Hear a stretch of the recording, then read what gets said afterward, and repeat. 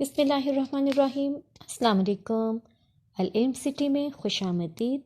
Students 10th class کے لیے آسان خلاصہ جات جو ہیں وہ نثر کے ہم نے شروع کیے ہیں مشقی سوالات کے ساتھ، اور اس کے ساتھ ساتھ نثر پارہ کی تشریح۔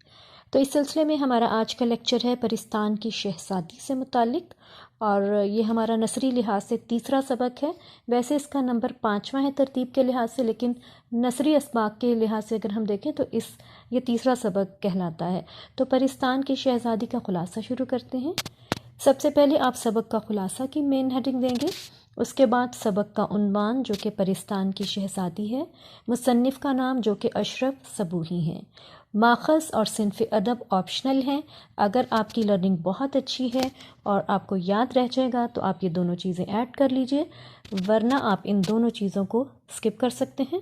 ماخذ وہ کتاب ہے جس میں سے یہ افسانہ لیا گیا، اور وہ ہے دہلی کی چند عجیب ہستیاں۔ صنف ادب افسانہ نگاری ہے۔ اس کے بعد آپ تعارف کی ہیڈنگ دیں گے، اور آپ نے پریزنٹیشن کا خیال رکھنا ہے، کہیں کہیں ہائی لائٹ کرنا ہے، اور اس کے علاوہ پیراگراف بھی بنا کر لکھنے ہیں، اور جہاں پہ بھی آپ ہیڈنگ بنائیں اس کو انڈر لائن ضرور کیجیے گا۔ تو میں شروع کرتی ہوں تعارف پڑھنا، آپ اس کو نوٹ کر لیجئے۔ یہ بہت امپورٹنٹ خلاصہ ہے، بہت بار پیپر میں آ چکا ہے، اور ہر بار اس کے آنے کا چانس پہلے ہی کی طرح موجود ہوتا ہے۔ تو ایسا نہیں ہے کہ یہ پہلے آ چکا ہے بہت بار تو اب نہیں آئے گا، یہ بہت امپورٹنٹ خلاصہ ہے پیپر کے پوائنٹ آف ویو سے۔ تو آپ اس کو نوٹ ڈاؤن کر لیجئے۔ تعارف کی ہیڈنگ میں آپ لکھیں گے، اشرف صبوحی ایک صاحب طرز ادیب تھے۔ آپ دہلی میں پیدا ہوئے۔ اردو زبان خصوصاً دہلی کے مختلف طبقوں کی بول چال اور وہاں کے روزمرہ اور محاوروں پر پوری گرفت رکھتے تھے۔ ان کی تصانیف میں دہلی کی چند عجیب ہستیاں، جھروکے اور بن باسی دیوی وغیرہ شامل ہیں۔ اس کے بعد آپ خلاصہ کی ہیڈنگ دیں گے، یہ کہانی سید گھرانے کی ایک خاتون کی ہے جو جوانی میں بیوہ ہو گئی۔ ان کا آگے پیچھے کوئی نہ تھا، گزر بسر کرنے کے لیے انہوں نے مغلانی کا پیشہ اختیار کیا۔ پورے شہر میں ان کے ہنر کی دھاک تھی۔ سیدانی بی کو نہ دن کو فرصت تھی نہ رات کو۔ کمایا تو خوب، لیکن بڑھاپے کے لیے کچھ جمع نہ کیا۔ جب ہاتھ پاؤں کام کرنا چھوڑ گئے تو پڑوس میں ایک میر صاحب کی بیوی نے انہیں ترس کھا کر اپنے پاس رکھ لیا۔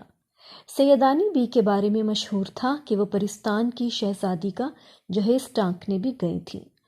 سردیوں کی ایک رات میں میر صاحب کی بیگم نے سیدانی بی سے پوچھ ہی لیا کہ لوگ کہتے ہیں آپ کو بھی پرستان کے بادشاہ کا آدمی اٹھا کر لے گیا تھا، کیا یہ سچ ہے؟ پھر سیدانی بھی اپنی پرستان جانے کی آپ بیتی سنانے لگیں۔ بیگم صاحبہ، یہ وہ دن تھے کہ نواب اعظم الدولہ کی اکلوتی بیٹی کی شادی تھی۔ اول تو مجھے جوڑوں کی سلائی کے لیے دن رات وہاں رہنا پڑا۔ ایک دن میں نے آرام کی غرض سے ناغہ کر لیا۔ نہانے کے بعد میں نے ماما سے بونٹ پلاؤ کھانے کی فرمائش کی۔ ابھی پلاؤ دم پر ہی تھا کہ باہر کسی نے آواز دی، سیدانی بی کو سرکار نے یاد کیا ہے۔ اور یہاں پہ جو ماما کا ذکر ہے تو اس سے مراد مدر نہیں ہے، جیسے آپ لوگ اپنی ماما کو ماما کہتے ہیں، یہاں ماما سے مراد ملازمہ ہے، اور پہلے جو ہے اس کو ماما ہی کہا جاتا تھا، گھریلو ملازمہ اگر خاتون ہوتی تھیں، ٹھیک ہے۔ اس کے بعد اگلا پیراگراف ہے، نہ چاہتے ہوئے بھی میں پالکی میں بیٹھ گئی۔ نواب صاحب کا محل قریب ہی تھا، لیکن جب کافی دیر ہو گئی تو میں نے پردہ ہٹا کر دیکھا تو باہر جنگل سائیں سائیں کر رہا تھا۔ سائیں سائیں بہت زیادہ خاموشی ہو تو اس آواز کو، جیسے خاموشی کی بھی آواز ہو نا، اس کو سائیں سائیں کہا جاتا ہے۔ کلیجہ منہ کو آ گیا، یعنی اس کو بہت خوف محسوس ہو رہا تھا۔ میں نے ہمت کر کے کہاروں سے پوچھا، کہاں لے کر جا رہے ہو؟ کہار کہتے ہیں ڈولی اٹھانے والوں کو، جو کندھے پر ڈولی اٹھا کر لے جاتے تھے۔ پہلے زمانے میں کنوینس نہیں ہوتی تھی تو پالکی یا ڈولی کا رواج تھا، اور اس کو آدمی جو تھے وہ 2 لوگ یا 4 لوگ مل کر اپنے کندھے پر اٹھا لیتے تھے، اور اس کے اندر بیٹھ کر سواری کی جاتی تھی۔ تو کہار جو ہیں وہ ملازم تھے جو کہ ڈولی کو یا پالکی کو اپنے کندھوں پر لے جاتے تھے۔ تو سیدانی بھی کہتی ہیں کہ میں نے ہمت کر کے کہاروں سے پوچھا کہ کہاں لے کر جا رہے ہو؟ جواب آیا، سیدانی بھی خفا نہ ہوں، کچھ ہی دیر میں محل آ جائے گا۔ آواز چونکہ قریب سے ہی آئی تھی تو منہ نکال کر دیکھا تو نہ کہار تھے نہ کہاریاں، ایک بے چاکی شکل کا آدمی تھا۔ بے چاکی کا مطلب بے ڈھنگی شکل کا آدمی تھا۔ معنی آج میں اس لیے بتا رہی ہوں کیونکہ کچھ اسٹوڈنٹس نے مجھے کہا کہ جو مشکل الفاظ ہیں ان کے معنی بھی آپ بتا دیا کریں، کیونکہ تمام جو چیپٹرز ہیں ان کے مشکل اسباق کے الفاظ کے معنی آپ کو معلوم ہونے چاہیے، کیونکہ یہ آپ کو پوچھے جا سکتے ہیں بار میں۔ سارے ہی مشکل الفاظ کے معنی جو ہیں سلیبس کے آپ کو معلوم ہونے چاہیے، تو اس لیے جو بھی مجھے ایسا لگ رہا ہے کہ آپ کو کلیئر کرنے کی ضرورت ہے، جس کا مطلب میں اس کا معنی آپ کو بتا دیتی ہوں۔ تو چلیے اگلا پیراگراف کرتے ہیں۔ بکرے جیسا منہ، گھوڑے جیسی ٹانگیں اور پالکی خود ہی چل رہی تھی۔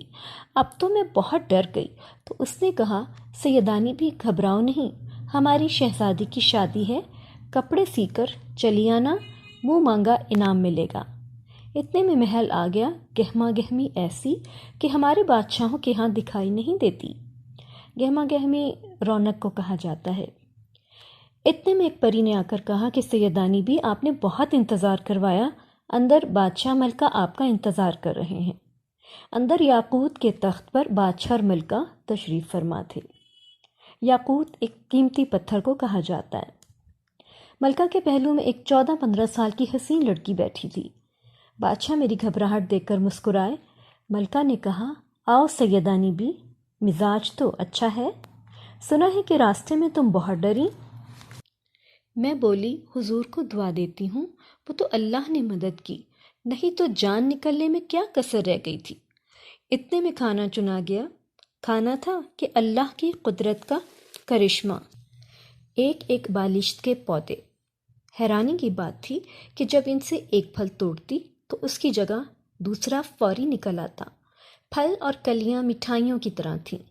پیاس معلوم ہوئی تو پانی کا خیال آتے ہی یاقوت کا گلاس خود بخود منہ سے آ کر لگ گیا۔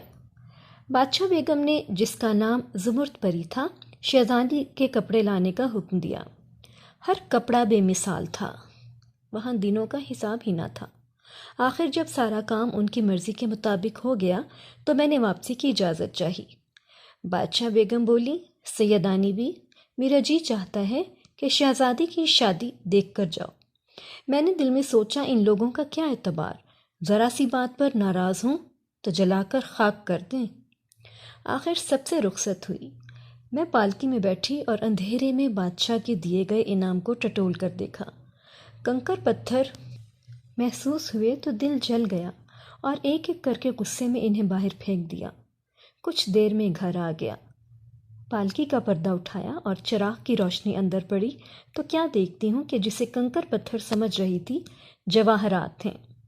بڑے بڑے تو سب پھینک دیے تھے، جو 2-4 رہ گئے تھے وہ بڑے دکھ سے لے کر اتری۔